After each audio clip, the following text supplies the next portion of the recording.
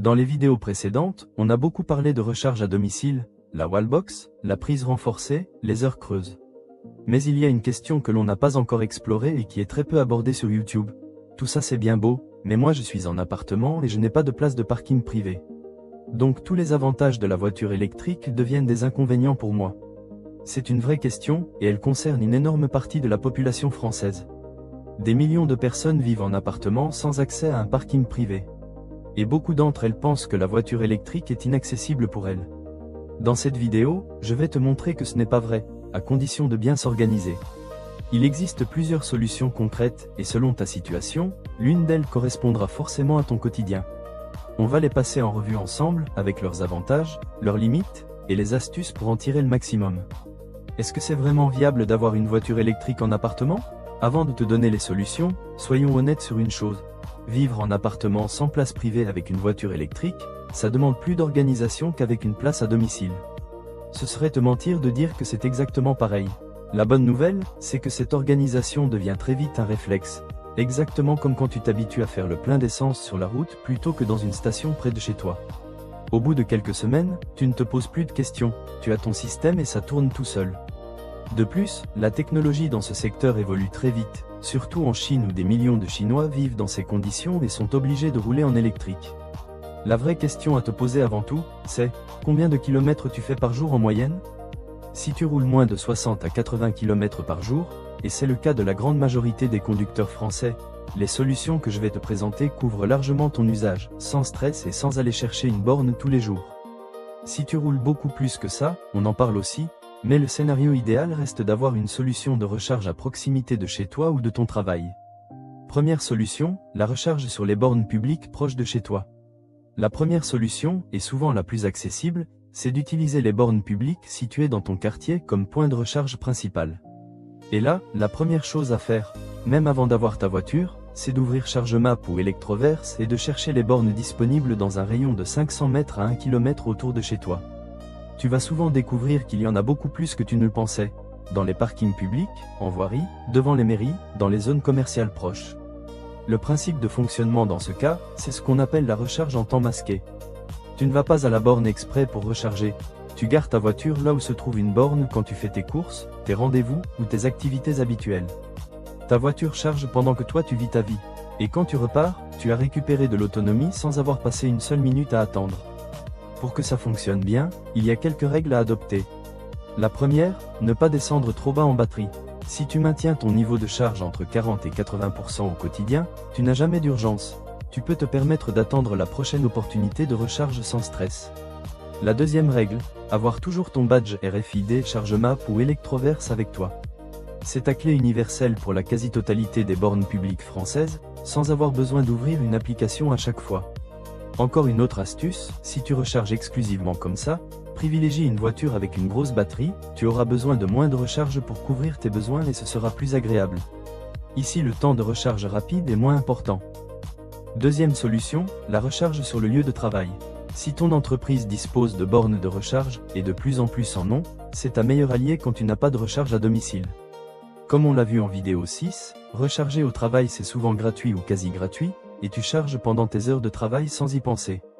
Si tu arrives avec 40% de batterie et que tu repars avec 85%, tu couvres largement ta journée de demain sans avoir besoin de chercher une borne le soir. Si ton entreprise n'en a pas encore, ça vaut vraiment le coup de suggérer l'installation. Il existe des aides importantes pour les employeurs qui s'équipent et beaucoup de sociétés spécialisées proposent des solutions clés en main.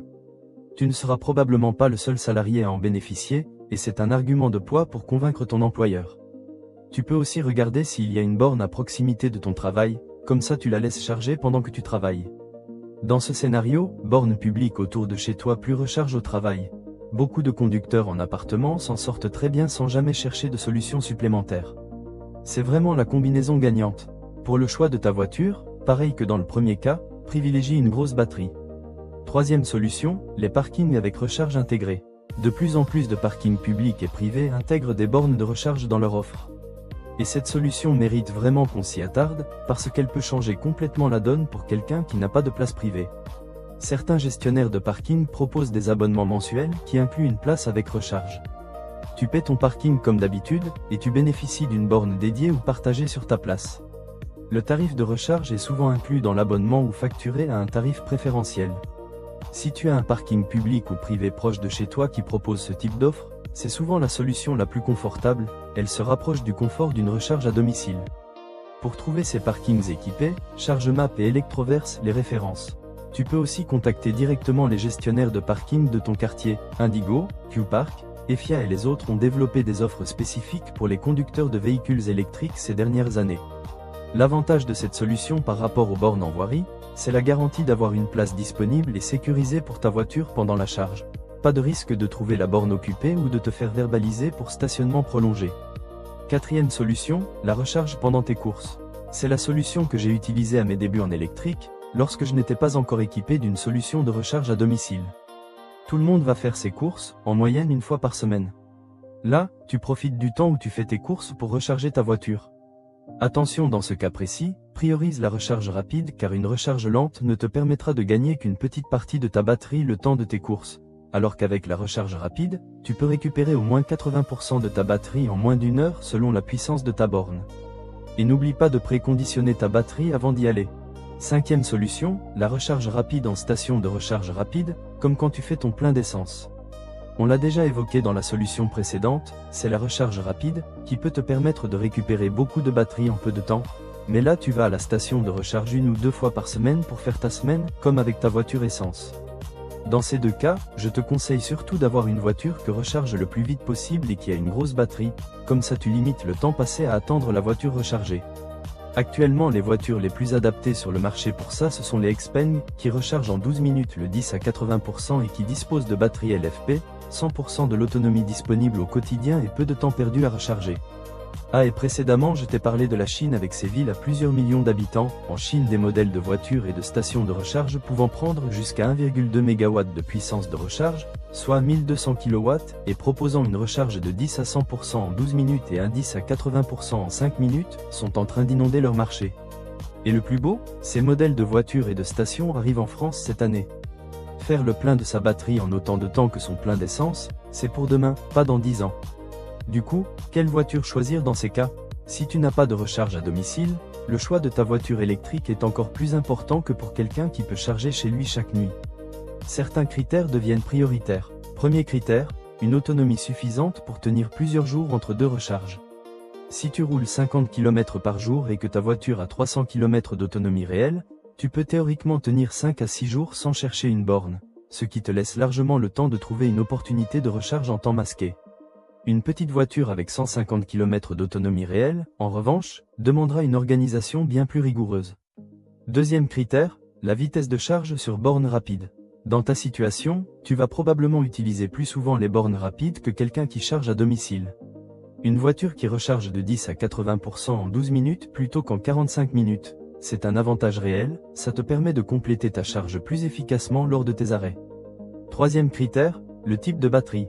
Une batterie LFP, qu'on peut charger à 100% sans contrainte, est un avantage dans ta situation, tu maximises ton autonomie disponible à chaque recharge sans abîmer ta batterie.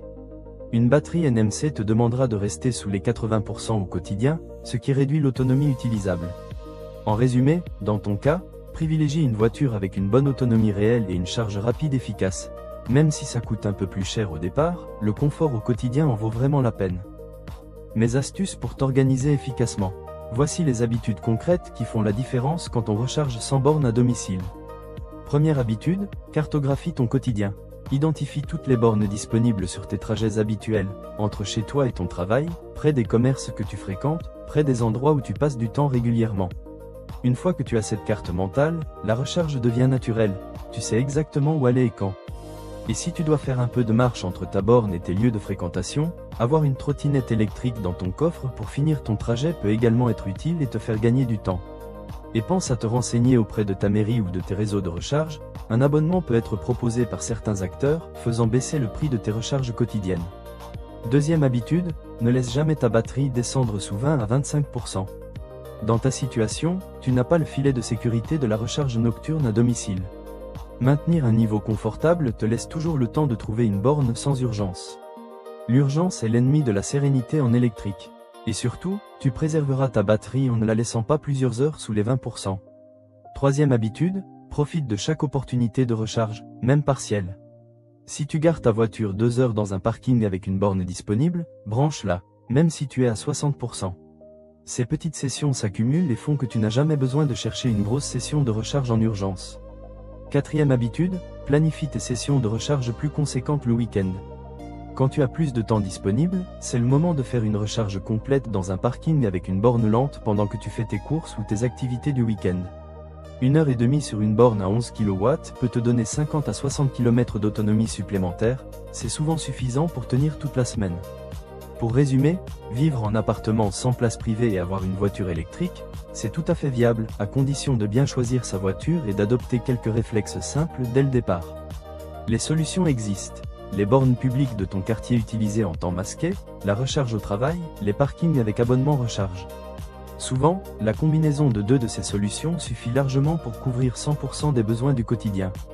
Ce qu'il faut retenir en priorité, cartographie les bornes autour de chez toi avant même d'acheter ta voiture, choisis un modèle avec une bonne autonomie réelle, et ne laisse jamais ta batterie descendre trop bas.